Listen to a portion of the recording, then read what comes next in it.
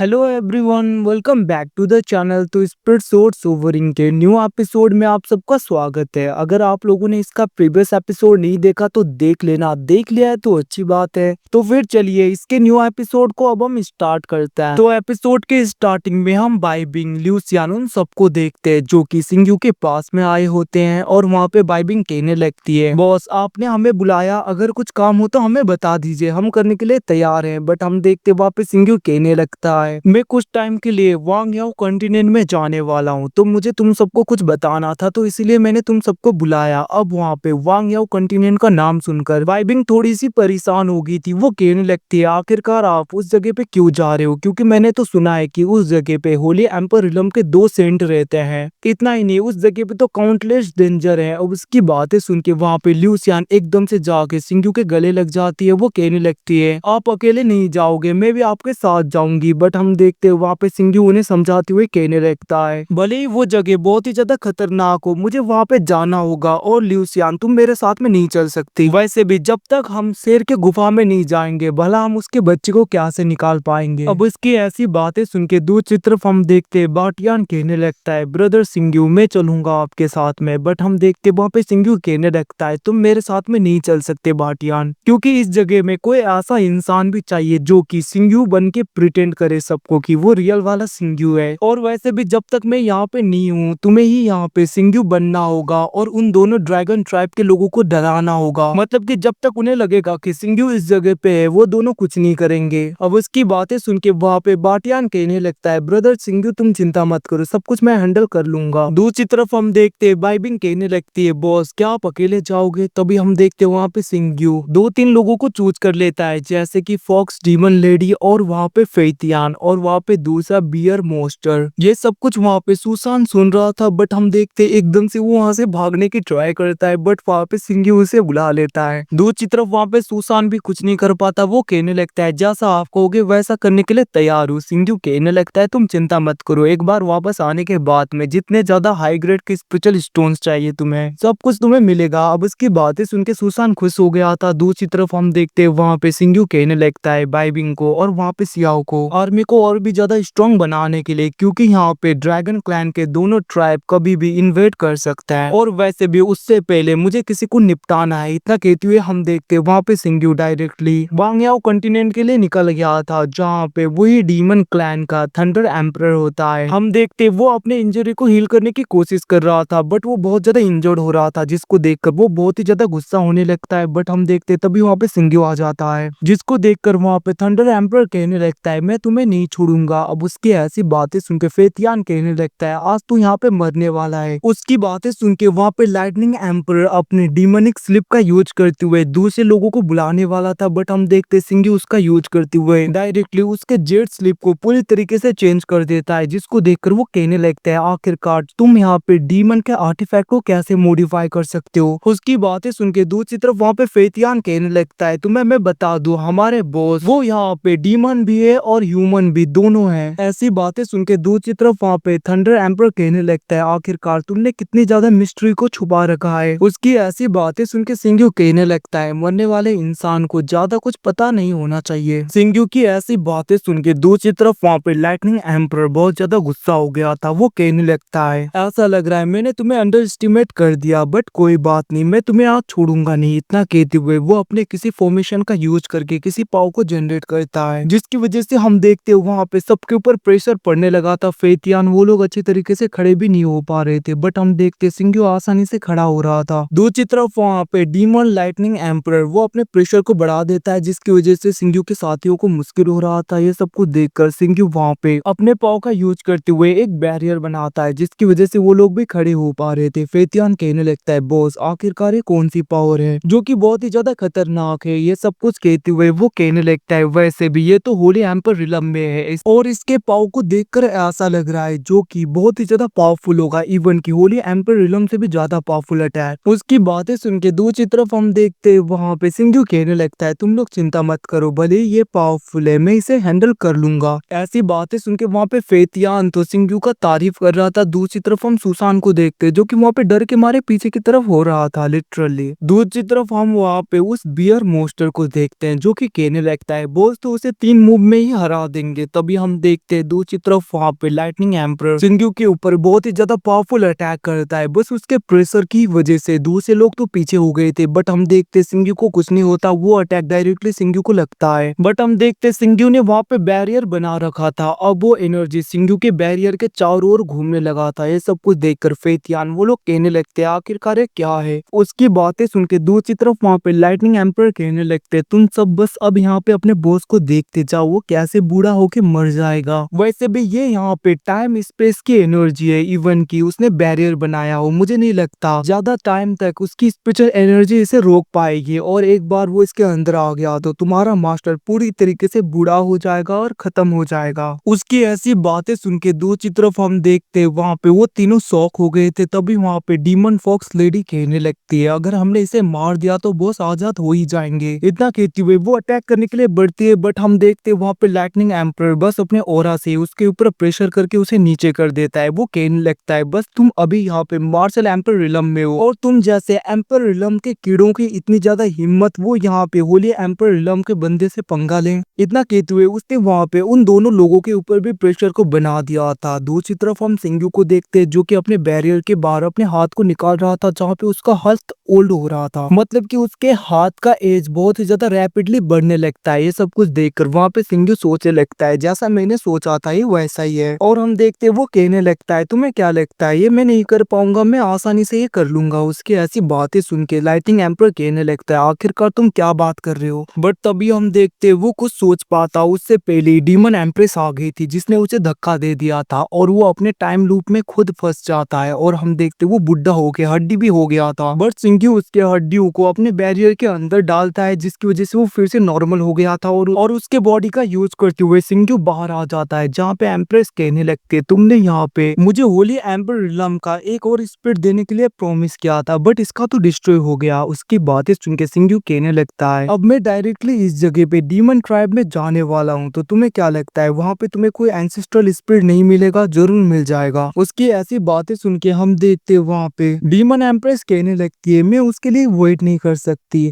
और वैसे तुम्हारे हाथ को क्या हुआ? तभी हम देखते सिंग्यू कहने लगता है ये ओल्ड हो गया क्योंकि मैंने बैरियर के बाहर हाथ निकाला था, बट कोई बात नहीं मैंने इसको समझ लिया है तो मैं इसे ठीक कर सकता हूँ। इतना कहते हुए उसने उसे ठीक कर दिया था। ये सब कुछ देखकर वहाँ पे डीमन एम्प्रेस कहने लगती है सच में तुम बहुत ही ज्यादा कमाल के हो, इतनी जल्दी तुमने दूसरे टेक्निक्स भी सीख ले। इतना कहते हुए वो कहने लगती है मैं तुम्हारा वेट करूंगी, और वो चली गई थी। दूसरी तरफ हम देखते फेथियान वो लोग कहने लगते हैं बॉस आप तो कमाल के हो, सच में आपके जैसा कोई भी नहीं। ये सब कुछ कहते हुए वो लोग वहाँ पे तारीफें करने लगते हैं। गाइस इसी के साथ एपिसोड खत्म होता है। Thanks for watching, bye see you again.